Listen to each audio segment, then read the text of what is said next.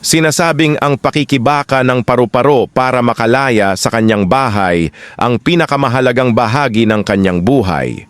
Kung tutulungan mo ito at puputulin ang bahay nito, hinding-hindi ito makakalipad. Kailangan niyang dumaan sa hirap para lumakas ang kanyang mga pakpak. Ganoon din sa buhay. Minsan, ang mga pagsubok, ang paghihintay, at ang mga mahihirap na araw, ito ang dahilan kung bakit ka lumalakas. Hindi ka nasisira. Sa halip, hinuhubog ka.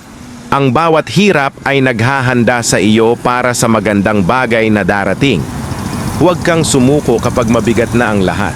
Huwag mawalan ng pag-asa kahit matagal. Hindi ka pinapabayaan ng Diyos, sa halip, inihahanda ka niya. Pinapatibay ka niya para sa pagpapalang magpapasaya sa iyong puso. Ang tagumpay at ginhawang hinihintay mo ay darating din. Malayo na ang iyong narating at mas matibay ka kaysa sa iyong inaakala. Ituloy mo lang dahil pagkatapos ng bawat pagsubok, may magandang bagay na naghihintay. Magtiwala sa plano ng Diyos.